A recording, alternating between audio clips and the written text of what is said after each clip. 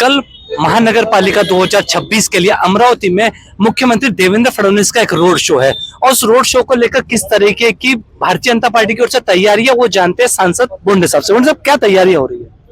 4 जानेवारीला अमरावतीमध्ये मुख्यमंत्री माननीय देवेंद्रजी फडणवीस यांचा रोड शो आहे। खरं जर पाहिलं तर मुख्यमंत्री देवेंद्र फडणवीस यांचं हे आजोळ आहे। लहानपणी याच रस्त्यावरून ते खेळले बागडले आणि मामाच्या गावामध्ये राहण्याकरता ते वारंवार यायचे। त्याच रस्त्यावरून लहान देवेंद्र आज देवेंद्रजी फडणवीस झाले आणि महाराष्ट्राचे मुख्यमंत्री झाले आणि ते सगळ्या आजूबाजूच्या लोकांना भेटण्याकरता निवडणुकीमध्ये इथे भारतीय जनता पक्षाचा झेंडा अमरावती महानगरपालिकेवर फडकला पाहिजे। अमरावतीचा महापौर भारतीय जनता पक्षाचा झाला पाहिजे यासाठी सर्वांच्या भेटीसाठी येतात आहे आणि म्हणून रोड शो होणार आहे। साधारणतः दुपारी 3:30 वाजतापासून हा रोड शो पंचवटी पासून सुरू होईल। आता आम्ही ज्या गाडीमध्ये रोड शो होणार आहे त्याच गाडीमधून आम्ही ट्रायल घेतोय आणि पंचवटी पासून रोड शो होईल। आता या ट्रायल मध्ये जे झाडं वगैरे येतात आहे, वायर येतात आहे, त्याची पण पाहणी करतोय।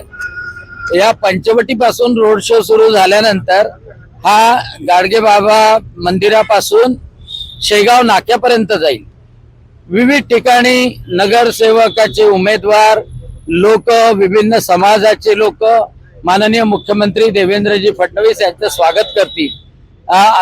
त्यांनी आम्हाला कळवलंय की आम्हाला माननीय मुख्यमंत्री देवेंद्रजी फडणवीस यांना भेटायचंय, त्यांचं स्वागत करायचंय, त्यांचं अभिवादन करायचंय आणि मुख्यमंत्री देवेंद्रजी फडणवीस शेगाव नाक्याला येतील। शेगाव नाक्यावरून कॉटन मार्केट रोडनी नवीन कॉटन मार्केट रोडनी ते चौधरी चौकापर्यंत जातील।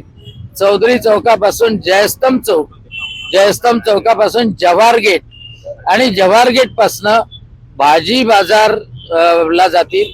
भाजी बाजार पासून कलोती स्मारक आणि कलोती स्मारकापासून गांधी चौक आणि गांधी चौकापासून खालचा जो पालखी मार्ग आहे त्या पालखी मार्गाने जाऊन बियाणी कॉलेजच्या समोरून ते साईनगर पर्यंत जाणार आहे। या रोड शोला अतिशय भव्य प्रतिसाद जनतेकडून मिळतोय आणि महिला, युवक आणि सगळे नागरिक या रोड शोची प्रतीक्षा करतात आहे।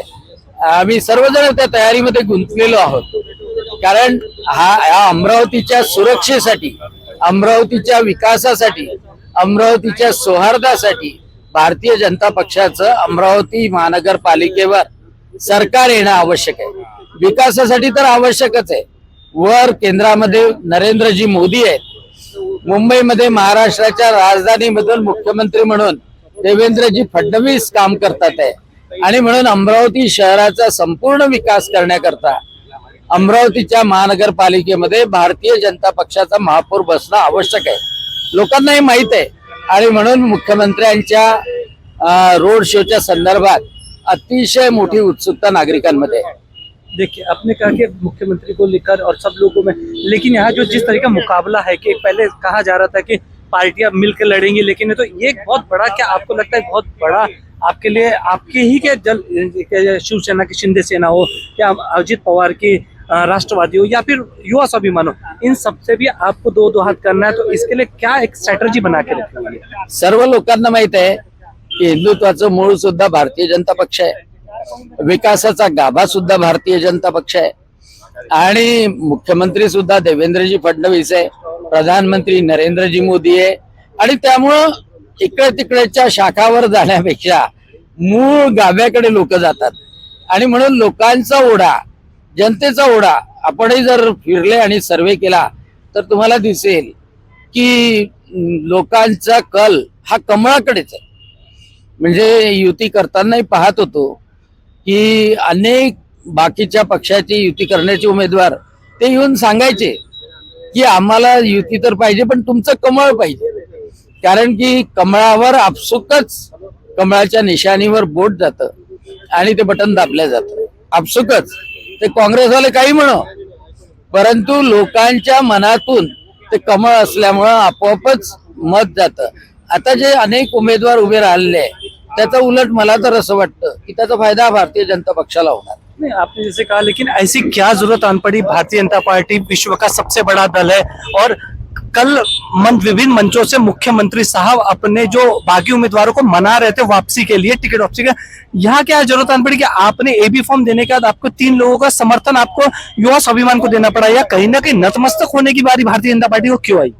नाही, असं कुठेही नाही आहे. आमचा हा प्रयत्न असतो भारतीय जनता पक्षाचा मनभेद सुद्धा होऊ नये आणि मतभेद सुद्धा होऊ नये, आणि म्हणून एक पाऊल म्हणून जे 3 लोक होते त्यांचा एबी फॉर्म वापस घेण्याची प्रक्रिया करण्यात आली. परंतु एबी फॉर्म वापस होणं शक्यच नसतं, आणि आता ते 3ही सुद्धा कमळाचेच उमेदवार आहे, भारतीय जनता पक्षाचेच उमेदवार आहे, कोणाला पाठिंबा वगैरे नाही आहे, आणि त्यामुळे ते 3घही जण सुद्धा लढतीमध्ये आहे. पर आपने आणि समर्थन का दिया है? समर्थनाचं कुठेही पत्र दिलेलं नव्हतं आणि समर्थनाचं पत्र नाही आहे. परंतु तो गैरसमजामधून त्या गोष्टी जर निर्माण झाल्या असतील तर त्याचं क्लेरिफिकेशन आज पत्रकार परिषदेमध्ये निश्चितच आमचे प्रभारी संजय कुटे करतील. यानी आपका ये ऐसा कहना है कि आपने युवा स्वाभिमान को कोई समर्थन नहीं दिया है, और जो 3 जो जिनके नाम उनको दिए थे, जो आपके लेटर हेड पे थे, नितिन नांडे जो आपके शहर अध्यक्ष है, वो गलत है, फर्जी है? नाही नाही, निश्चितच काही गोष्टी गैरसमजातून होतात, काही गोष्टी समजण्याच्या पलीकडे असतात. परंतु यामध्ये एकच गोष्ट आहे की जेवढे जेवढे कमळाचे चिन्ह आहे ते लोक सुद्धा स्वीकारतात, आम्ही सुद्धा स्वीकारतो, आणि त्याच्यामुळे जिथे जिथे कमळ असेल ते कमळाचं बटन दाबावं हे आव्हान आमचं राहणार आहे. पण याचाच अर्थ मित्रपक्ष जे आहे त्या मित्रपक्षांसोबत मैत्रीपूर्ण लढत, कोणताही मतभेद आणि मनभेद न करता ती लढत निश्चितपणे राहील. आणि लोकांनाही हे माहित आहे की इकडे तिकडे मतं दिल्यापेक्षा डायरेक्टच भारतीय जनता पक्षाला देणं काय वाईट आहे, उलट ते तर चांगलं आहे. भारतीय जनता पक्षात झालं तर एक स्टेबल महापौर, एक सक्षम महापौर, एक अमरावतीला सुरक्षा देणारा महापौर मिळणार आहे. ये थे सांसद बोंडे साहब, जो बताया उन्होंने कि कुछ भी हो जाए भारतीय जनता पार्टी यहाँ पर को बढ़ता हुआ एज है और भारतीय जनता पार्टी का ही महापौर बनेगा. देखते रहिए सिटी न्यूज.